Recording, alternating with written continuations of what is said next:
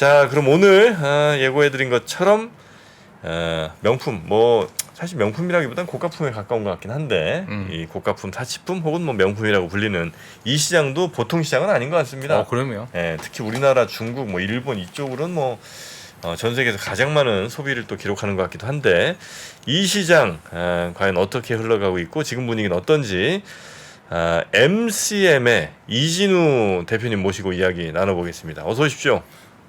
네, 안녕하십니까. 네, MCM 반갑습니다. 코리아의 네. 코리아비즈 대표 이진우라고 합니다. MCM이 네. 우리나라 브랜드가 아닙니까? 원래 시작은 독일에서 시작된 브랜드고요. 아, 그래요? 많이들 잘 모르실 수 있는데 네. 그 MCM이 사실은 약어입니다. 그래서 MCM이 그 마지막 M이 뮤닉입니다.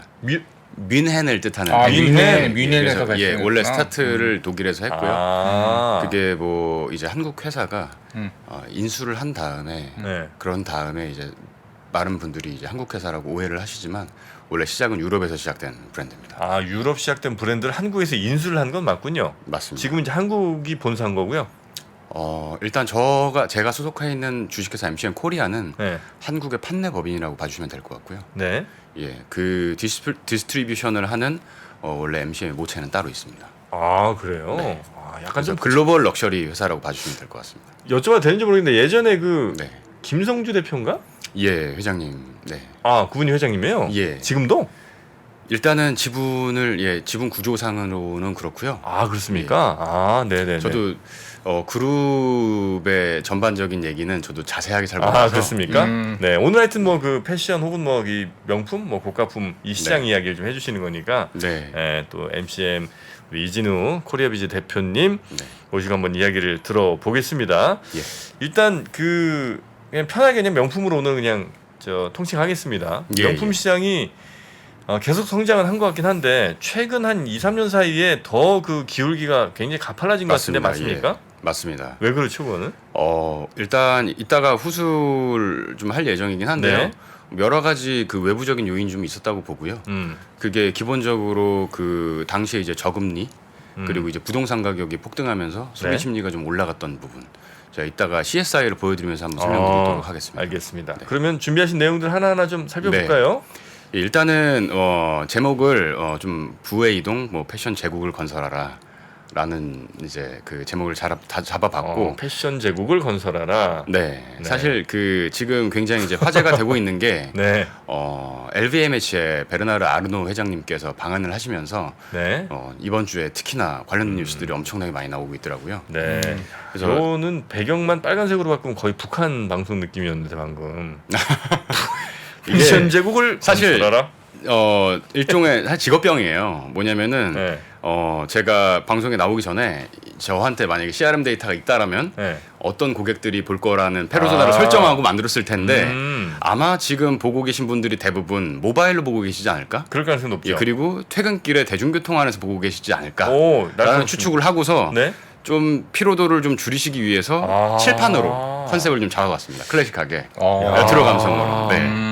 일부러 약간 직업병이죠. 예. 이게 노리신 거군요. 그러니까 만나야 되는 사람들이 어떤 사람들이니까 이런 쪽으로 좀 준비를 해봐야 되겠다라는 쪽으로 좀 준비를 해본 겁니다. 예, 그리고 그렇죠.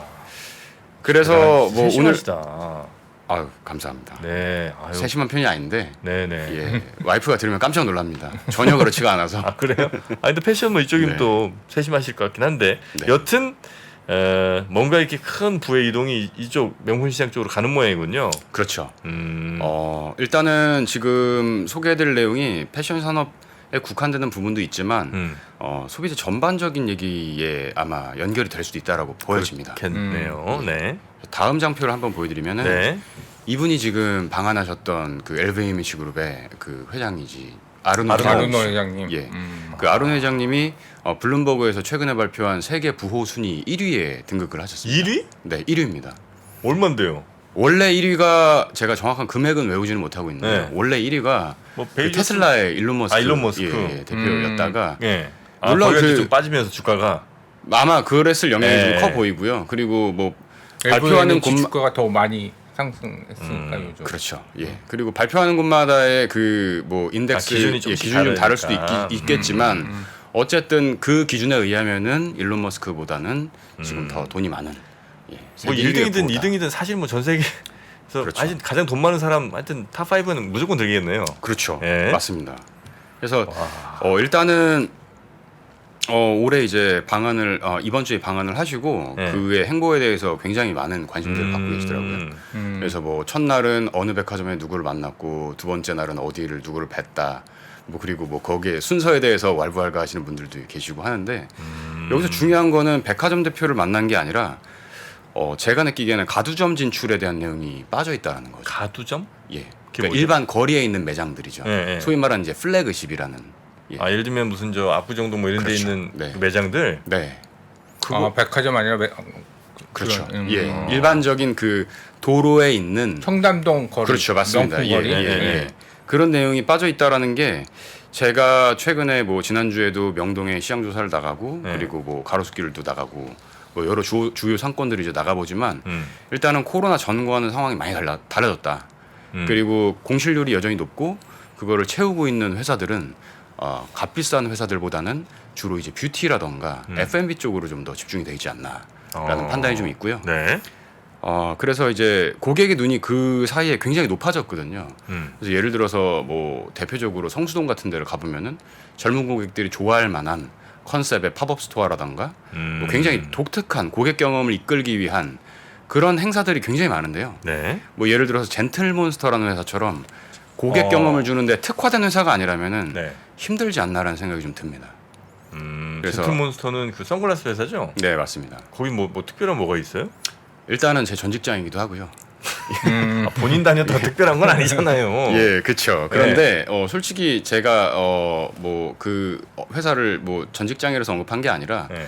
고객에게 특별한 경험을 주는 데에 굉장한 투자와 노력을 많이 하는 회사입니다. 예를 들면 뭐가 있어요? 일단은 공간이 네. 그 기존에 있었던 리테일의 룰을 좀 많이 깼어요. 아 그래요. 예. 그리고 그 프리퀀시를 좀 계산을 나름을 했습니다. 프리콘. 가령 예. 그 방문 프리퀀시라는 게 예를 들어서 제가 오늘 만약에 더현대 백화점의 매장을 방문을 했는데 네. 한 달 있다가 매장을 왔는데도 변화된 게 없다. 그럼 그 다음 달에 안 온다는 거죠. 예. 똑같으니까. 그렇죠. 똑같으니까 변화된 게 또 없으니까 그렇겠죠. 네. 살 게 없으니까. 그러니까 새로운 매장을 가게 되겠죠. 아, 예. 계속 바꿔요 거기는. 거기는 당시에는 퀀텀이라는 프로젝트가 있었고요. 네. 25일에 한 번씩 1층 매장을 아예 싹 다 뜯어고치는 프로젝트를 진행한 적도 있었습니다. 아 그래서 한 달에 한 번씩 오더라도 계속 새로운 경험을 준다 이거군요. 맞습니다. 그래서 지금 뭐 여담이긴 하지만 제가 지금 이제 MCM에 합류하고 나서도 굉장히 여러 가지 시도를 하고 있고요. 네. 사실 그 얘기를 드리려는 건 아니었는데 얘기가 잠깐 샜습니다. 무슨 얘기를 주시려고 오신 거예요 그러면? 일단은 아르노 회장님이 한국을 신경 쓰는 이유에 대해서 좀 한국을 집중을 해봤어요. 신경을 써요 확실히? 신경을 쓰시는 것 같아요. 물론 뭐 그 중국도 신경을 루이비통 쓰겠지만 매장 막 철수하고 그러지 않았었네? 일부 네. 철수하는 이슈도 좀 있긴 있었는데 네. 제가 생각할 때 뭐 K-팝이라던가 K-뷰티라던가 K-패션은 하나의 요인일 수도 있지만 메인 그 팩터는 아니라고 보고요. 첫 번째는 LVMH는 사실은 K 뭐랑은 관련이 없는 그냥 유럽 회사입니다. 근데 한국을 주목하는 이유는 제가 볼 때는 그 비즈니스 환경에 좀 있다라고 좀 보여지고 워낙 많이 사니까 그런 거 아니에요? 그것도 맞는 말인데 네. 그럴 수 있는 저변이 좀 받쳐져 있다고 봅니다. 그러니까 예를 들어서 공공기관의 서비스가 뭐 인근 나라에 비해서 좀 월등히 좀 수월하다라는 편. 그리고 예를 들어서 매장을 하나를 내더라도 네. 중국이라던가 다른 나라보다 절차에 있어서 그리고 인허가에 있어서 퍼미션을 좀 빨리 받을 수 있다라거나 사실 저희 나라의 공공적인 그 서비스가 굉장히 잘 돼 있다라고 저는 보여지거든요. 우리나라 행정 시스템은 굉장히 잘 돼 있죠. 잘 돼 있습니다. 예. 예. 뭐 행정 처리도 굉장히 날짜도 빠른 편이고. 그렇죠. 예. 그리고 사실 상해가 이제 중국에서 가장 이제 잘 사는 도시 중에 하나인데 예. 상해에서 북경을 가는 거리보다 서울에 오는 게 훨씬 더 가깝습니다. 예. 그렇기 때문에 사실 국적사를 아니라 뭐 외항사를 탄다거나 뭐 다른 방법을 쓴다거나 하면은 서울에서 쇼핑하고 서울에서 휴가를 보내는 게 다른 도시를 가는 것보다 좀 더 상해에 있는 시민 입장에서는 더 유리할 수 있겠죠. 그리고 내국인 면세점이 하이난 면세점이 있는데 하이난 면세점보다는 서울이 월등히 가깝습니다. 그렇기 때문에 중국인들의 쇼핑 스팟으로 서울이 좀 더 유리하다라는 포지션도 있고 네. 그리고 중요한 점은 뭐냐면은 중국은 너무 넓기 때문에 한두 회사가 커버를 할 수가 없어요. 그래서 디스트리뷰터라던가 중국 현지에 있는 유통업체를 보통 이제 파트너십을 맺어서 이제 진행을 하는데 한국 같은 경우는 지금 뭐 아르노 회장님이 뭐 부산을 갔다, 제주도를 갔다라는 뉴스는 저는 못 봤거든요. 그러니까 서울에서만 비즈니스를 해도 충분히 어느 정도의 그 폭이 여유가 좀 있다.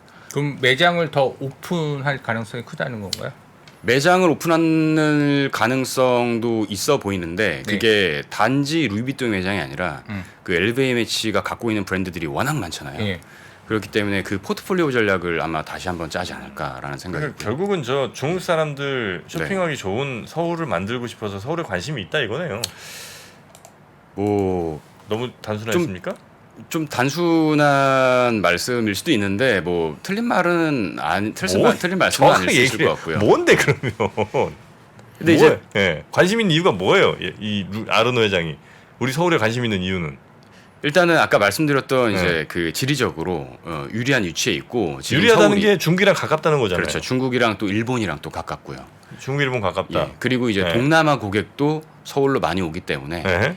사실 동남아 동부가 전체적으로 네. 서울에 직접 클러스터 효과가 좀 있더라라는 서울로 거죠. 쇼핑 등등 하러 오기가 굉장히 좋은 위치에 있다. 네. 그렇죠, 맞습니다. 그러니까 명품 인프라가 좀 잘 돼 쇼핑에 있어요. 네.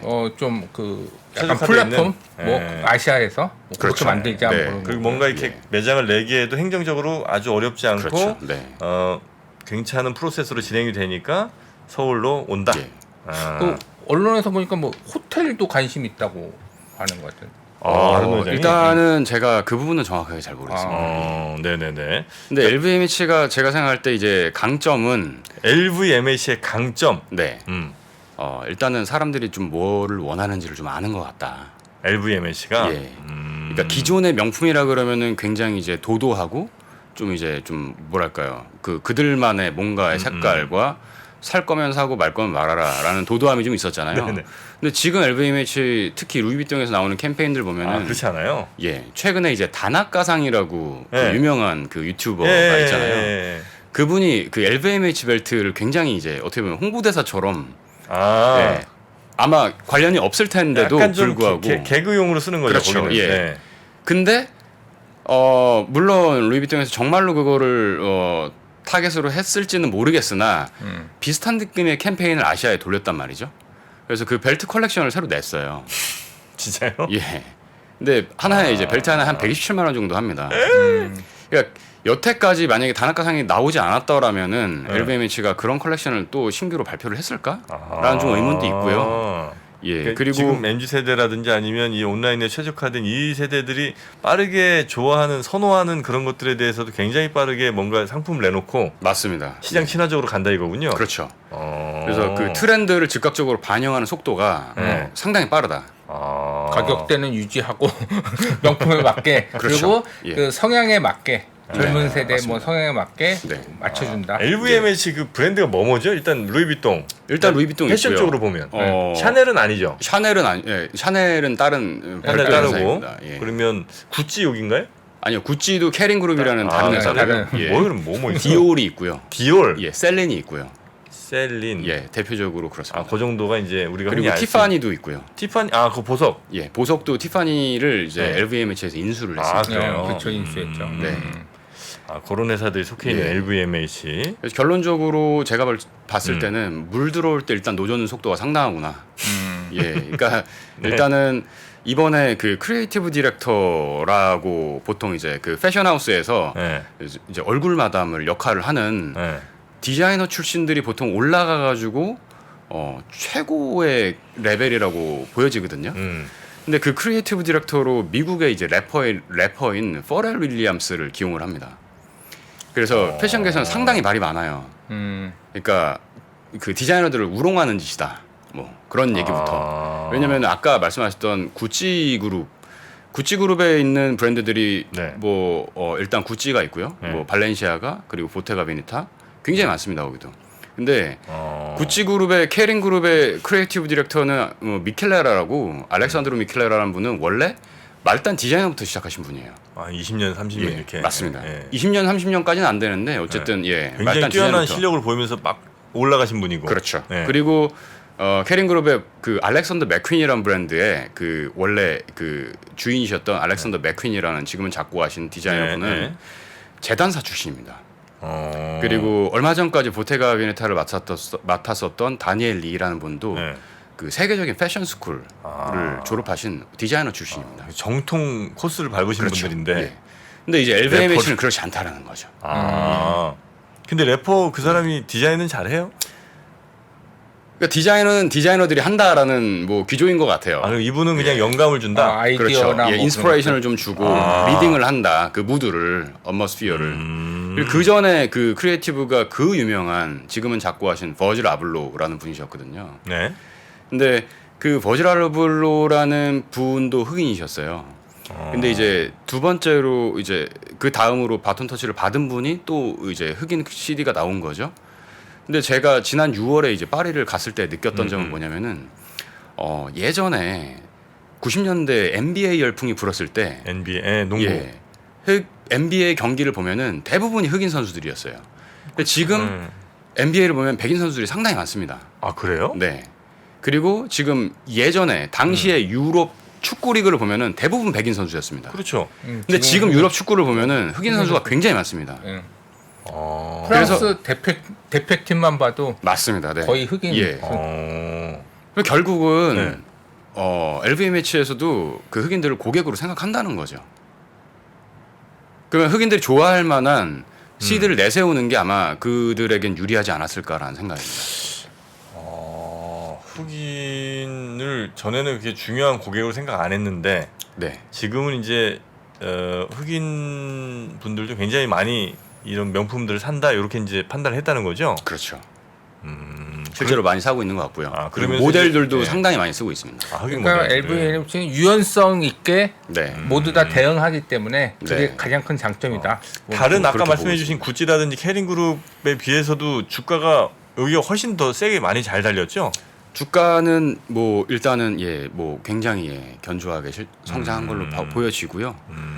일단은 뭐 오늘 원래 제가 방송을 준비하면서 이제부터가 이제 본론인데요. 이제부터 본론입니까? 예, 이제부터 본론입니다. 예.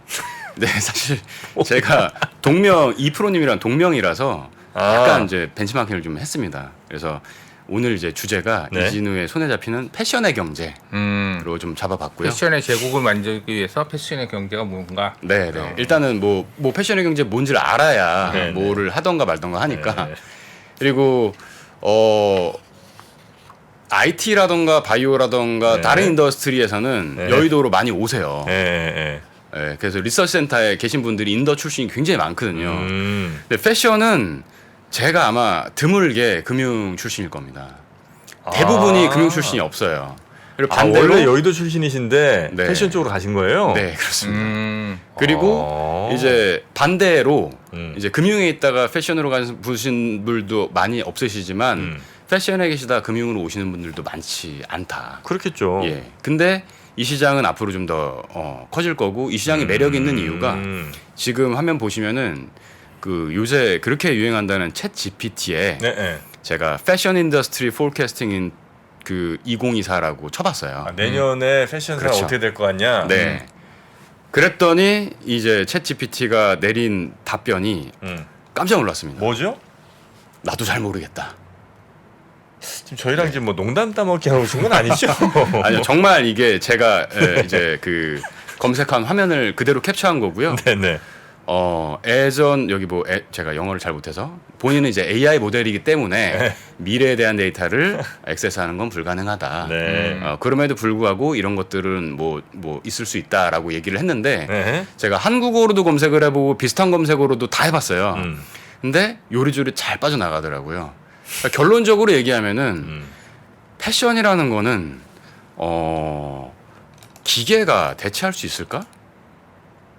그러니까 그런 퀘스천들이 굉장히 많아요. 패션도 트렌드도 AI가 예측한다. 그런 얘기들이 있어요. 근데 제가 생각할 때는 AI는 저는 상품으로 봅니다. 그래서 AI도 상품성이 있어야 되는 거거든요. 네네네네. 그러니까 소비자를 염두를 해두고서 서비스를 제작을 해야 되는데 과연 그 ROI가 피저빌리티가 나오냐라는 거죠. 예. 그리고 네. 여의도에서 예전에 2014년 15년 정도에 뭐 제가 이제 투자 회사를 잠깐 이제 근무를 할 때 AI에 대해서 얘기를 하면은 대부분의 사람들이 AI 뭐 얼터너티브 인베스트먼트 뭐 대안 투자 말씀하시는 건가요?라고 얘기를 했었어요. 근데 그게 언젠가부터 아티피셜 인텔리전스로 확 넘어간 계기가 제가 봤을 때는 이세돌과 알파고의 대국이었다라고 봅니다. 네. 그 대국은 저는 마케팅이라고 보고요. 그 마케팅 효과가 제대로 먹혀서 그 다음부터 사람들이 AI에 대한 인식을 하기 시작을 했다라는 거죠. 그러니까 퍼널이라는 관점에서 보면은 인식이 있어야 소비를 하죠. 네네네. 그러니까 아까 말씀드렸던 브랜드 중에서 모르는 브랜드가 만약에 있으셨다. 그러면 구매를 하실 수가 없으시잖아요. 일단 알아야 소비를 하죠. 네네네. 그래서 그거를 일단은 이세돌과 알파고의 그 한판 승부로 멋지게 네. 이제 스타트를 끊지 않았나라고 보고 사실은 AI가 저는 뭐 다른 얘기긴 하지만 뭐 그런 말들이 있잖아요. 뭐 어떤 직업들을 없앨 것이다. 뭐 하지만 제가 생각할 때는 AI는 기계예요. 네. 그렇기 때문에 욕망을 하지 않습니다. 근데 패션은 욕망이에요. 욕망을 잘 캐치하는 거겠죠. 맞습니다. 그 LVMH라던가 네. 지금 저희가 MCM에서 하고 있는 것도 그런 부분이고요. 저는 근데 뭐 이 말씀 주신 것처럼 네. 아주 뭐 명품 무슨 패션쇼 같은 거야 AI가 뭐 굳이 거기까지 들어갈까 싶긴 한데 네. 예를 들면 우리가 일반적으로 입는 상당히 대중적인 의류 브랜드 있잖아요. 이건 이제 뭐 그 명품 시장은 아닙니다. 네네. 그런 경우에는 아마 AI들이 알고리즘을 파악할 것 같아요. 예를 들어 무슨 패션쇼에 나온 어떤 스타일의 옷들이 대체로 한 1, 2년, 2, 3년 후에는 어떤 브랜드를 거쳐서 어떻게 사람들한테 대중적으로 퍼지더라. 이런 이제 흐름들이 있을 거 아닙니까? 그렇죠. 그래서 네. 뭐 무슨 유니클로든 뭐 이런 패스트 패션 그런 같은 데서는 경우는 뭐 굳이 네. 이제 디자인을 안 쓰고 그거 한 몇 년 안에 가지 않을까? 이런 생각도 좀 하기는 합니다. 그렇죠. 예. 정확하게 저도 비슷한 생각이고요. 음. 좀 정확하게 이제 용어를 좀 쓰자면은 네. 소위 말하는 이제 저관여도 상품이라는 상품군에서는 아마 가능할 거라고 봅니다. 하지만 이제 대부분 이제 명품 시장들은 고관여도 상품들이에요. 거기는 그렇죠. 그렇기 때문에 고민을 많이 하고 예. 뭐 그건 그렇겠죠. 그렇죠. 네. 그리고 온라인보다는 오프라인에서 살라는 성향이 아직까지 있습니다. 그러니까 물론 그럴 것 워낙 같아요. 유명한 스타일의 상품들은 네. 최저가 검색해서 온라인에서 사겠죠. 하지만 아주 고가의 상품들은 네. 이제 매장에서 서비스를 같이 사고 싶어 하는 거거든요. 제 생각도 그래요. 그렇죠. 그건. 예. 네. 그렇기 때문에 고객 입장에서 봤을 때는 결론적으로 저관여 상품에 대해서는 AI가 설계해주는 뭔가를 제시했을 때 살 수는 있겠으나 고관여 상품에 있어서는 뭐 아직까지는 그 AI가 나중에 되면은 뭐 욕망까지도 뭐 건드릴 수 있는 포인트를 만들 수는 있겠으나 그것까지는 우리가 이제 알 수 없는 그렇죠. 것이고. 아직까지는 알 수 없는 영역이고. 네. 나도 예를 들어 가방 뭐 한 300만 원짜리 산다. 네. 그러면 아무리 저 온라인에서 270만 원에 팔아도 안 살 것 같아. 내가 만약에 300만 원 주고 살 정도면 네.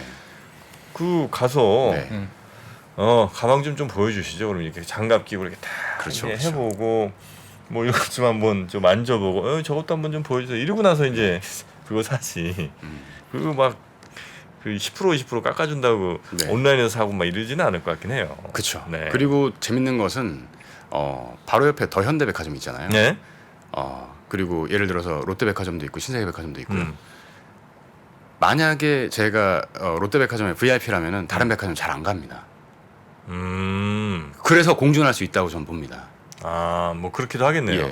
예. 신세계백화점 본점과 명동에 있는 롯데백화점 본점이 걸어서 한 5분 정도 거리입니다. 예. 예. 하지만 같은 시장이라고 보기에는 좀 어렵습니다. 둘이 고객이 달라요. 서로 막 경쟁하고 이러지 않는군요. 경쟁은 하겠죠. 경쟁은 하는데 만약에 제가 롯데백화점의 VIP라서 롯데백화점에서 어떤 그 혜택을 누릴 수 있다라면은 신세계 안 간다는 거죠. 왜냐하면 발레 파킹을 해주는데 그러니까요. 저는 이제 거기에 장보러 갔는데 왜 소위 이제 찐 부자들은 그런다 그러잖아요. 야채도 백화점에서 산다고. 근데 이제 장보러 갔는데 주차부터 내가 해야 되고 거기에 좀 뭐가 싸다고 옆에 있는 백화점을 가지는 않을 거라는 거죠. 그렇겠죠. 이미 그 정도로 이제 돈이 있고 이미 VIP 혜택을 누리고 있기 때문에. 그러면 아까 말씀하신 패션은 욕망이고 네. 명품이 특히 명품 욕망인데 그 욕망의 트렌드를 끌고 갈 수 있는 뭐 원동력이 좀 있을까요 지금? 그 부분은 사실 뭐 저도 계속 고민하는 부분이기도 하고요. 뭐 조금 솔직하게 말씀드리면 좀 아무래도 좀 영업 비밀인 부분이 좀 그래요? 있기 때문에 예. 저는 그렇죠. 또 그게 예. 제일 궁금한 것 같아서. 과연? 그렇죠. 예. 영업 비밀이라고요. 그게 뭐 사실 네. 저희 회사 그리고 저뿐만 아니라 모든 네. 회사들이 지금 고민하고 있는 부분일 겁니다. 그리고 브랜드뿐만 아니라 그러니까 백화점에서도 그 고민을 똑같이 하고 있을 거고요. 네. 예. 그 본론은 지금 이제 다 들어간 겁니까 혹시? 네, 이제 제가 3가지 일단 키워드를 뽑아봤습니다. 네. 그래서 화면을 보시면은 뭐에 대한 키워드죠? 패션의 경제학에 대한 맞습니다. 키워드인가요? 예, 패션의 경제학에 대한 키워드인데요. 음. 이제 첫 번째는 이제 구체적 소구점, 두 번째는 립스틱 효과, 세 번째는 이제 속도 전쟁, 그리고 마지막으로 이제 돌고돌고라는 뭐 키워드로 한번 잡아봤습니다. 네네. 일단은 이 사진을 보시면은 대충 어떤 느낌인지 아시겠죠? 이제 20년에 2월에 코로나가 딱 터졌습니다. 네.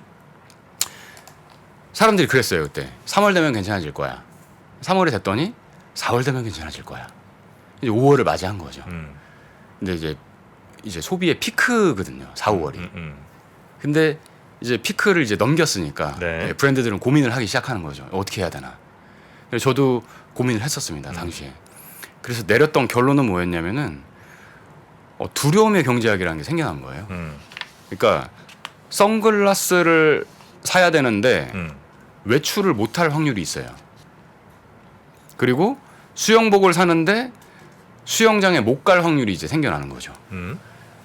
근데 이제 등산은 좀 가능해가지고 사람들이 등산을 했었단 말이죠. 초반에는. 네네. 등산 인구가 막 갑자기 늘어났었는데 젊은 층들도.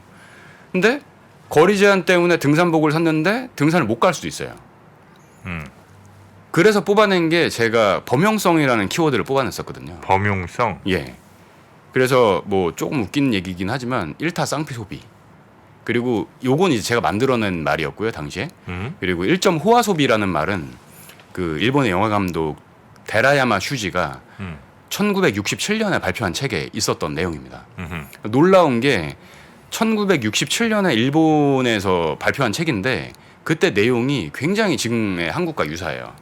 제가 아직도 기억에 남는 그 글귀가 뭐였냐면은 밥은 김밥으로 대충 때우고 편의점에서 그리고 집은 월세 단칸방에 살고 있는데 로터스를 탄다. 당시에 굉장히 유행했던 슈퍼카거든요. 로터스가. 네네. 그리고 저희 귀여운 여인이라는 줄리아 로버츠가 나오는 영화에서 리처드 기어가 타고 나오는 차가 로터스였습니다. 예.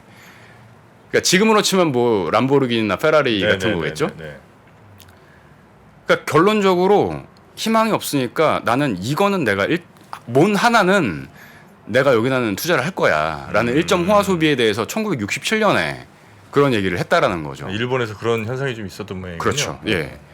그래서 일단은 범용성에 집중해서 그때 당시에 돌이켜 보면은 에슬레저가 굉장히 유행을 했었어요. 일본에서? 우리나라에서요. 아, 우리나라에서. 예, 코로나가 터지고 나서 그랬죠. 예, 대표적으로 뭐 에코마케팅이라는 회사, 예, 안다르라는 이제 그 레깅스 브랜드, 쫄바지. 그렇죠. 예. 그리고 잭스미스라는 브랜드를 보유하고 있는 브랜드 엑스 코퍼레이션, 네네네네. 예, 그리고 그런 에슬레저로 그리고 이제 미국의 룰루레몬 그런 회사들이 굉장히 잘 됐어요. 맞아요. 예, 굉장히 잘 됐었고 그리고 결론적으로는 그겁니다. 지금 시대가 이렇게 어려운데 내 옆에 있는 친구들은 잘려나가고 있는데 내 소비를 합리화를 해야 돼요. 예, 그러니까 뭐 좀 속된 말로 해서 욕을 안 먹어야 되는 거죠. 그래서 비싼 거를 사더라도 남들 다 하는 거에 돈을 썼다라는 뭔가 이제 합리화가 좀 필요했을 거예요. 그래서 소위 말하는 사골템이라는 신주어가 등장을 했고요. 그래서 그 당시에 이제 없어서 못 팔았다라는 시계 중에 롤렉스의 서브마리너라는 시계가 그런 식으로 되게 유행을 했었어요. 그러니까 정장에도 어울리고 추리닝을 입어도 어울리는 시계라고 굉장히 유행을 했었거든요. 당시에 이제 잘했던 브랜드들 보면은 뭔가 그렇게 범용적인 실용성에 좀 중심을 두고 이걸 평소에도 입을 수 있지만 만약에 거리 제한이 풀려서 수영장을 가더라도 입을 수 있는 옷들을 사기 시작했다라는 거죠.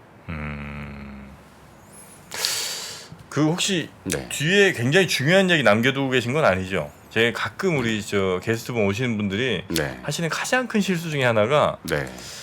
이야기 빌드업을 쭉 합니다. 근데 정말 중요하고 내 뒤통수를 딱 때릴 만한 얘기가 뒤에 네. 있어요. 네. 근데 시간이 예. 그렇죠. 지나서 못해. 예. 그럼 앞에 빌드업 괜히 그 헛수고한 경우가 있거든요. 그래서 제가 안타까워서 혹시 네. 여쭙는 겁니다. 네. 혹시 정말 중요한 얘기가 있는데 예. 꽁꽁 숨겨놓고 계신 건 아닌 거죠? 그럼 빠르게 좀 진행하겠습니다. 아, 그래 보실까요? 네, 알겠습니다. 예. 다음이 이제 그 모두가 다 알고 계시는 베블렌 이펙트죠. 베블렌 가격이 이펙트. 올라갈수록 예, 네. 그렇죠. 예. 그러니까 기본적으로 원래 베블렌이라는 거는 가격이 이제 올라가더라도 사람들이 그 뭔가 이제 사치품에 대한 열망이 있다. 근데 그게 앞으로는 쉽지 않아 보인다. 그러니까 그 팬데믹 때 20년, 21년, 뭐 21년 그리고 이제 작년까지 명품 소비가 늘어났던 게 제가 생각할 때는 레버리지의 경제와 재테크 열풍이 한몫을 하지 않았나라고 봅니다. 네네. 예.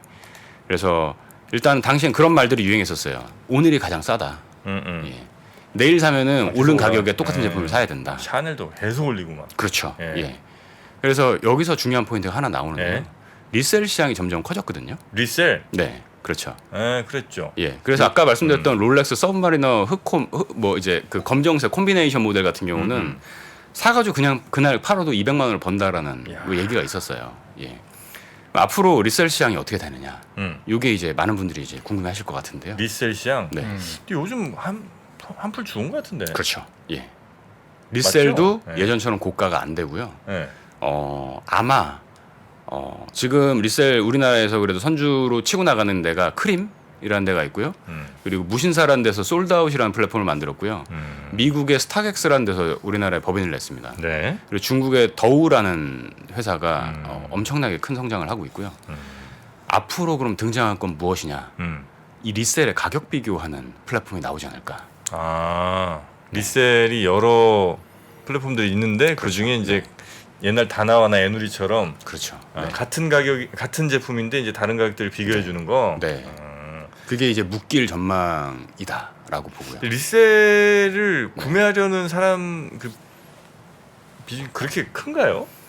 이제 이쪽 좀 어두워갖고. 뭐 크림 같은 경우만 해도 일단은 뭐 22년도 거래액을 제가 정확하게 지금 외우고 있지는 않지만 거의 1조 가량 될 거고요. 아 그래요? 예. 그리고 스타렉스랑 더우는 아마 예. 그게 그러면 이게 이쪽이 쇼티지가 생겨야지 리셀 시장이 커지는 거 아닌가요?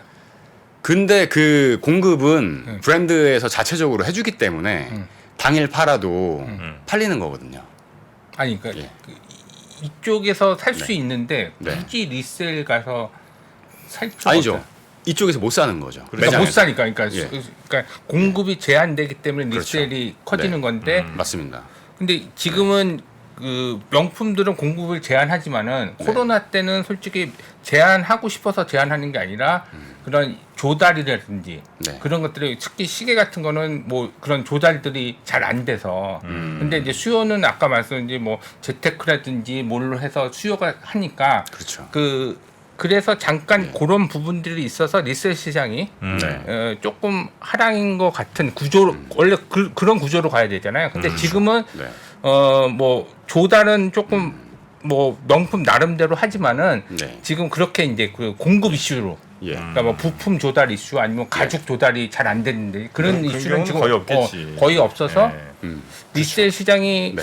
과연 예. 될까? 뭐 물론 이제 그 뭐 IT를 활용하는 뭐 리셀 뭐 그런 거 아니면 뭐 조단 나이키 신발 뭐 그런 것들이 한정돼서 나오는 것들 그렇죠. 그런 네. 것들은 리셀 시장이 되겠지만은 예. 그 명품을 갖고 예. 그런 이제 2020년부터 2022년 상반기까지 그 부품 조달이 잘 안 되는 상황에서 수요는 조금 한 상황에서는 리셀 시장이 되는데 네.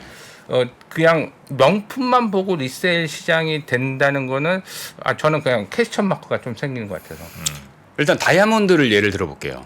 예, 다이아몬드를 예, 사람들이 원하는 만큼 무한전 생산하는지를 일단 생각을 해보면은 단순하다고 봅니다. 그러니까 그럴 수 있음에도 불구하고 안 하는 것들이 많아요. 그러니까 명품 회사들이 공급을 할 수 있음에도 불구하고 안 할 수도 있습니다. 그리고 롤렉스라던가 다른 명품들 같은 경우는 매장 드랍을 알리지를 않아요. 그러니까 예전에는 매장에 어떤 사람들이 인터넷 찾아보면은 그 아이템을 사기 위해서 1시간에 한 번씩 근처 매장에 전화를 다 돌렸다고 해요. 들어왔나요? 그분들 들어왔나요? 아니면 아침부터 줄을 서야 돼요. 네. 오픈런을 해야만 얻을 수 있는 거죠. 근데 리셀 시장은 사실은 어떻게 보면 더 부자들의 세계라고도 볼 수 있습니다. 나는 줄 서기가 싫은 거죠. 리셀로 사면 되니까. 그러니까 대리 구매를 해주는 거죠, 누군가가. 그럼 그 프리미엄을 얹어가지고 그 가격에 저는 이제 획득을 할 수 있으니까 그렇게 무한정으로 공급을 할까에 대해서는 저는 퀘스천이고요. 자, 그래서 이제 이 패션 산업에 네. 먼저 그 당연히 우리가 알고 있는 베블런 효과 같은 걸로 네. 많은 사람들이 그 욕망을 네. 남들이 추구하는 그 욕망을 내가 이제 선점하기 위해서 그렇게 좀 비싼 것도 이제 네. 아끼지 않고 지불하는 그 심리, 그렇죠. 혹은 내가 다른 건 못 사더라도 네. 이거 하나만 지름으로 해서 나의 욕망을 하나에 좀 집중하면서 고가품을 사려는 그런 욕망, 이런 것들이 이제 있다는 거예요. 그렇죠. 그게 이제 명품 시장을 유지하는 중요한 힘일 거고. 네. 그 다음은 뭡니까? 리셀은 예. 리셀은 아주 큰 포션은 아닌 것 같은 느낌은 좀 있는데, 여튼 뭐 이건 약간 좀 네, 예외를 네, 하더라도. 그렇죠. 예. 네. 그리고 이제 올해부터 재밌는 게 화면에 보이시는 이제 립스틱 이펙트가 실제로 이제 나타나고 있다. 경기한 좀 빨간색 뭐 잘 팔린다 이런 거, 립스틱 많이 팔린다 이거요? 그렇죠. 그러니까 기호품을 많이 산다는. 정확하게 싼. 얘기하면은 네. 이제 뭐 이제 자산 가치가 올라가고 음. 부동산을 살 때 이사를 갈 때 네. 내구재 소비를 많이 늘렸어요. 그렇죠. 예를 들면 차도 바꿨고요. 이사를 갈 때 이제 가전제품도 한번 싹 바꿨단 말이죠. 네. 그리고 한 뭐 몇 억을 대출을 받았는데 뭐 예를 들어서 5억을 대출 받나 5억 천을 대출 받나 뭐 거기서 거기다 1,000만 원짜리 이제 가방 아내를 위해서 선물을 해주겠다. 명품 소비가 늘어났는데 브랜드에 대한 소비에 대한 욕망은 아직도 남아 있어요. 그렇기 때문에 이제는 립스틱을 사더라도 네. 명품을 사게 되는 거죠. 아. 그래서 지금 그런 보통의 립스틱 효과가 아니라 그렇죠. 좀 지금 다른 쪽으로 다른 해석을 하면 립스틱 효과네요. 그냥 예. 경제용으로 립스틱 효과가 그렇죠. 아니라. 네, 예. 그래서 지금 명품들이 네. 앞다투어서 저렴한 뷰티 제품을 선보이고 있고요.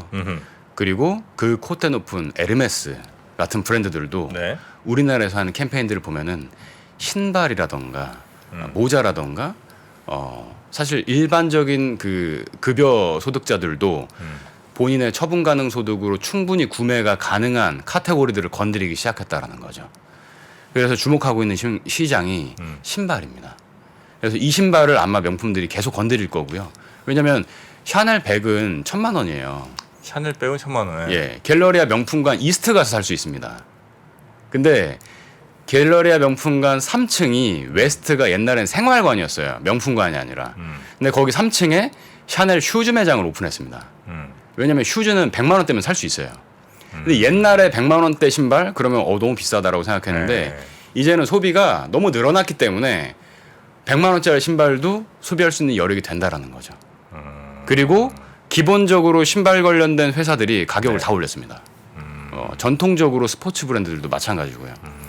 그래서 이 조금 다른 의미로 좀 해석을 한 그러니까 부분이고요. 명품이 이제 카테고리를 확장하면서 그렇죠. 그 전에는 뭐 가방이나 한정돼서 했는데 네. 이 신발이든 진짜 화장품이든 그렇죠. 카테고리를 확장하면서 확장할 수 있다. 네. 그 말씀하시는 명품 쪽의 매출이란 이런 건 뭐 확실히 더 커질 가능성은 좀 있겠네요. 브랜드에 대한 명품이 있으니까 그렇죠. 뭐 붙이던 예. 신발에 붙이던 뭐 그럼요. 화장품에 붙이던 장수에 효과가 붙이던 있다. 뭐, 근데 결론적으로는 뭐 이제 그동안에 이제 K뷰티가 좋았잖아요. 네. 예, 그건 이제 앞으로 좀 지켜봐야 될 것 같다라는 거죠. 아. 왜냐면 일단은 카카오만 하더라도 뷰티 쪽은 뭐 의류는 버티컬 플랫폼이 굉장히 많아요. 뭐 대표적으로 무신사라던가. 근데 뷰티 쪽은 온라인에 버티컬 플랫폼이 없습니다. 근데 뷰티는 저관여도 상품이에요. 그냥 온라인에서 막 사도 되는 겁니다. 네. 4, 5만 원짜리는. 물론 뭐 그러면 안 되죠. 예. 최근에 근데, 보니까 예. 그 우리나라 ODM 업체가 화장품 많은데 옛날에는 이제 뭐 한국 업체라든지 어었는데 지금 명품 업체 많이 납품을 하더라고요. 아, 그렇죠. LVNH, 뭐 네. 입생로랑 등등등. 네, 맞습니다. 그 LVNH도 산하의 화장품 브랜드가 엄청 많아요. LVMH 코스메틱스라고 예, 있습니다. 코스메틱. 예. 거기에 그 한국의 ODM 업체가 네네네. 많이 콜마라든지 뭐 예, 등등등등 예, 업체들이 예. 그 전에는 그 포지션이 아주 작았는데 그렇죠. 근데 지금 커지면서 그 부분도 많이 커지는 것 같아요. 네, 네, 네. 보면은. 그렇죠. 그래서 이제 결론적으로는 그 뷰티 쪽도 건드리고 있고 좀 저렴한 카테고리도 이제 건드리고 있고 명품들이. 그렇죠. 예. 그리고 사람들이 이미 나는 명품들을 좀 소비했는데 이미 차도 바꾸고 이사도 가고 좀 여러 가지로 나의 그 뭐랄까요 리빙 스탠다드를 올려놨는데 립스틱도 디오를 써야지. 근데 이제 그 카카오에서 아까 말씀드렸던 이유가 광고를 하는 수준을 보면은 네. 금액이 보이거든요. 근데 그 금액 정도를 베팅을 했다? 그러면 지금 창고에는 어마어마한 물량이 쌓여 있을 것이다. 그 정도였으면은 본사에서의 지침이 없이는 도저히 할 수 없는 정도의 물량일 겁니다. 예, 그럼 이미 명품 업계에서는 그쪽으로 준비를 하고 있다라는 거죠. 네네네네. 예. 예. 명품들이 이제 빠르게 그쪽으로 전환을 네. 하고 있고요. 그렇죠. 그리고 다음 장표 보시면 네. 뭐 이제 CCSI인데요. CCSI 뭐 다 아시겠지만 뭐 심플하게 100 위로 올라갔을 때 아래로 떨어졌을 때인데 지금 안 좋습니다. 네네. 예. 마지막으로 이제 그 속도 제가 챕터 3로 속도에 대해서 얘기를 네. 말씀을 드렸었는데 이제 아인슈타인이 이런 얘기를 했었죠. 이제 인사니티가 정신병인가라는 뜻이더라고요. 근데 doing the same thing over and over again and expecting different result. 그러니까 똑같은 일을 하면서 결과가 달라지기를 바라는 것은 뭐 우리나라 번역본에 의해서는 뭐 정신병이다라고 이제 아인슈타인이 얘기했다라는 말이 있는데 지금 이런 상황이다 보니까 굉장히 속도가 빨라지고 있어요. 어떤 속도죠? 제품을 기획하고 생산하고 출시하는 속도가 굉장히 빨라지고 있습니다. 예를 들어서 가수들만 해도 요즘은 앨범을 잘 안 내요. 그러니까 앨범이라고 한다면 보통 이제 보통 한 10곡, 최소 8곡에서 뭐 네. 예전에 테이프로 치면 A면에 4곡, B면에 4곡, CD로 치면 뭐 한 8곡 들어가고 뭐 네, 인트로 네, 아우트로. 네. 근데 앨범을 잘 안 내기 시작하는 거죠. 왜냐면 예전에 뭐 저희 세대 서태지와 애들처럼 뭐 2년 뭐 앨범 준비하는 동안 안 나오겠습니다. 그러면 이제 잊혀지는 시대가 온 거죠. 네. 그래서 점점 곡 하나 두 개 들어가 있는 싱글 앨범을 내기 그렇죠, 시작을 하는 그렇죠. 거고요. 네. 예. 더 많이 보여주고 더 자주 보여줘야 된다는 거죠. 그래서 앞으로의 시장에도 그런 변화가 이제 올 거고 결론적으로 그런 속도를 맞춰 나가는 기업들은 살아남을 것이고 그렇지 명품 못한 기업들도? 기업들은 그렇죠. 맞습니다. 그렇지 못한 기업들은 도태될 것이다. 이거는 비단 명품뿐만 아니라 소비자 전반에서 아마 나타날 거고요. 네. 그리고 뭐 사실 아까 말씀드렸던 고객이 더현대백화점에 잠깐 왔었는데 지난번에 이런 거 있어서 재밌었는데 이번에 왔는데 똑같더라? 안 간다라는 거죠. 네네. 예. 그 옛날에 구찌가 참 명품이었다가 왜 한참 죽쓰다가 네. 중국풍 디자인하면서 다시 살았다가 요즘은 어떻습니까?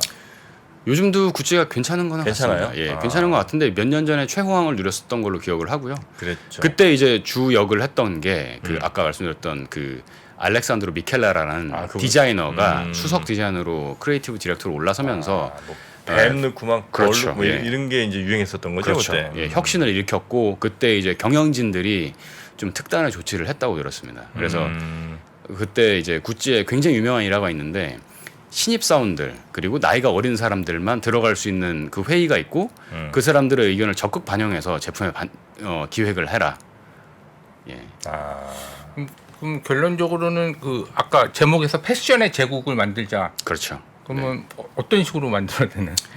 지금 이제 거의 이게 결론에 도달을 했는데요. 예. 뭐 이게 예전에 빌 클린턴 대통령께서 뭐 구호로 외쳤다라는 거에서 차용을 했습니다. 그래서 화면 보시면 그때 아마 원래 구호는 It's the economy였던 것 같아요. 바보야 문제는 경제야. 네. 예, 근데 이게 저는 이제 속도로 바뀌었다. 그래서 이제는 이제 속도다. 제국을 건설하려고 하는 회사들이 굉장히 많아요. 근데 지금 그런 회사들이 될까 안 될까라는 걸 봤을 때 네. 행보를 보면은 어느 정도 보이더라라는 거죠.